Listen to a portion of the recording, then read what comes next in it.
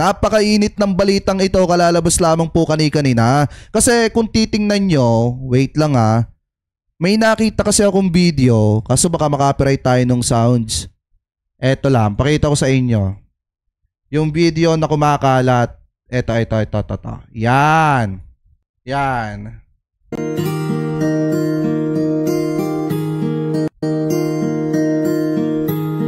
Ito mga kababayan, kung titingnan nyo yung bahay po ni dating Pangulong Duterte ay may nakalagay na for sale. Ibig sabihin mga kababayan, ibinebenta na yung bahay ni dating Pangulong Duterte. Ito yung bahay na tinutukoy ni Digong na wala siyang ipinadagdag ni isang poste sa kanyang bahay mga kababayan. At nangangahulugan daw yon na hindi siya kurap. So ngayon mga kababayan, ito.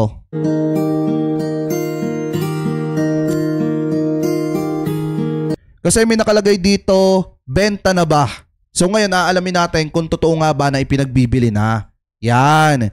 Kung titingnan nyo mga kababayan, ito po yung pintuan ito yung gate ng bahay ni dating Pangulong Duterte na maliwanag naman na may nakalagay po dito na house and lot for sale mga kababayan. So sabi po dito sa DZRH, ito daw po, ex-President Duterte, Davao City house up for sale.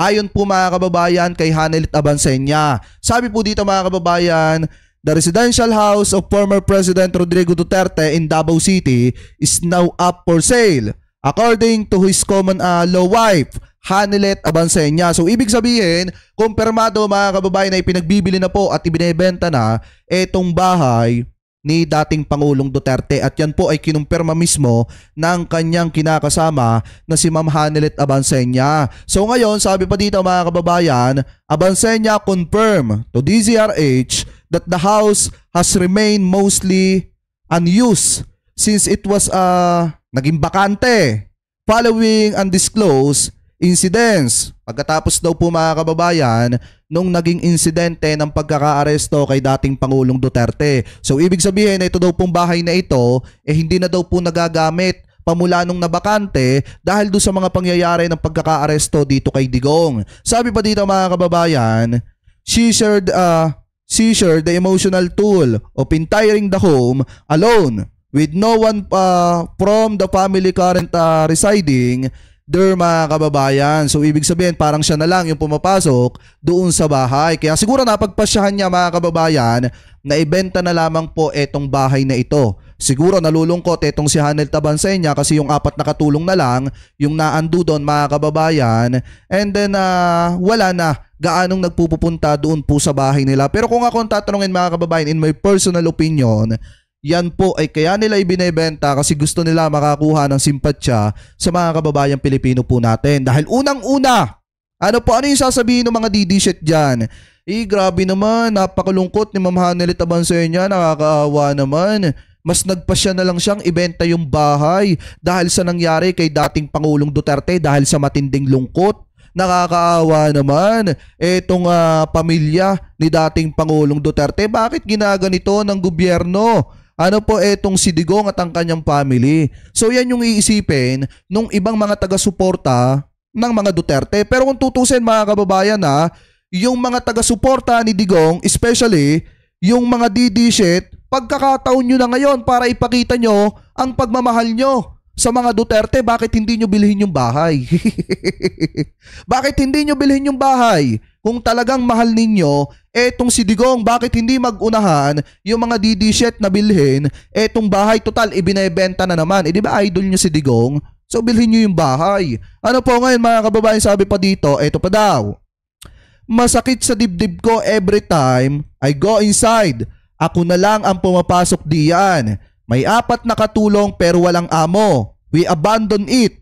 After what happened, she told DZRH in a text message mga kababayan.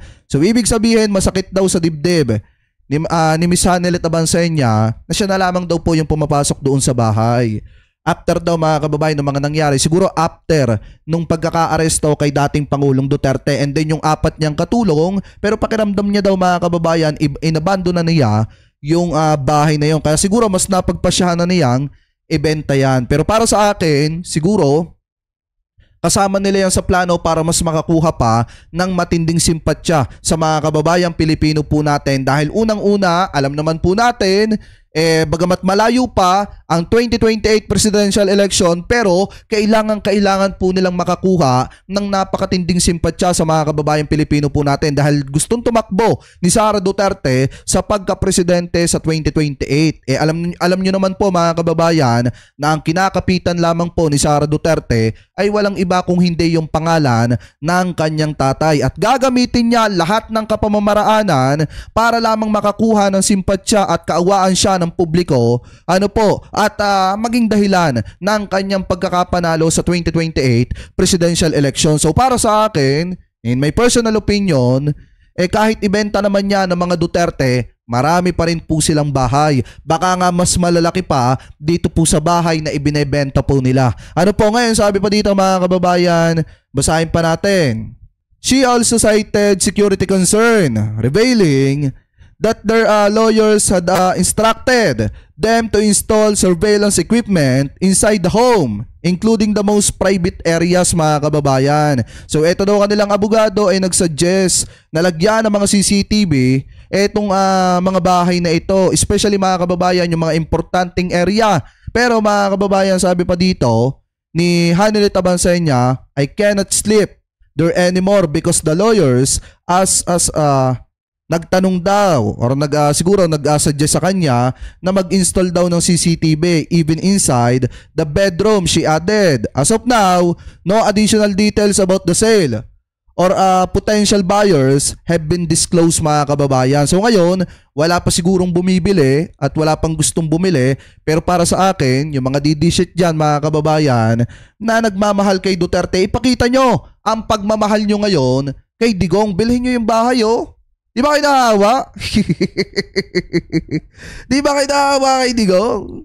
Kita nyo, binebenta na yung bahay, oh. Baka dahil gusto lang nilang sakyan yung sinasabi ni Vice President Sara Duterte na magbebenta na lang sila ng mga property po nila para matustusan.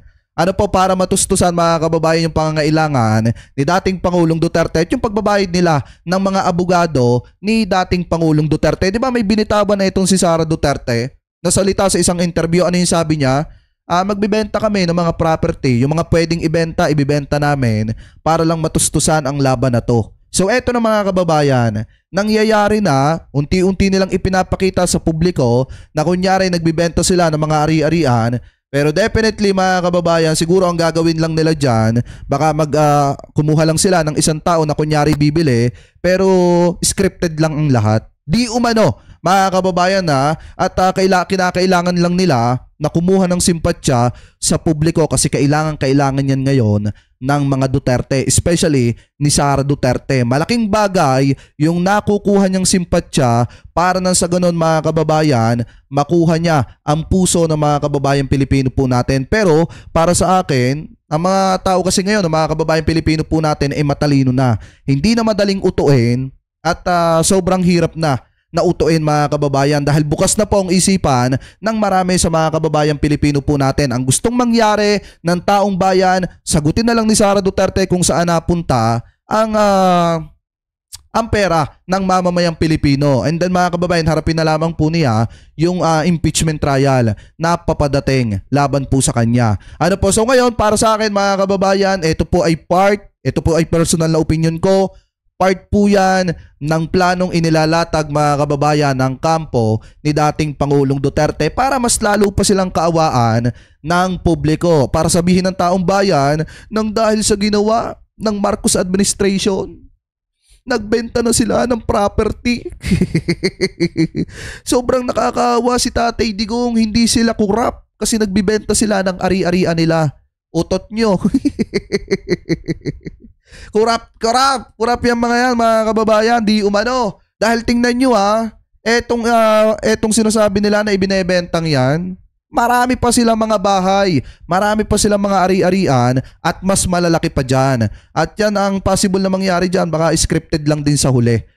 Para makakuha ng simpatsya sa mga kababayan Pilipino po natin. Pero anyway, mga kababayan, kung kayo ang tatanungin, ano po masasabi ninyo, hingil po dito sa pagbibenta ni Hanelet Abansenya ng bahay nila ni dating Pangulong Duterte. Eto kaya ay alam ni Sara, mga kababayan, eto kaya ay alam din ni Bongo na ibinebenta na ni Hanelit Abansenya yung bahay ni dating Pangulong Duterte. Pero anyway, mga kababayan, comment below na lamang po kung ano po ang masasabi nyo hingil po dyan.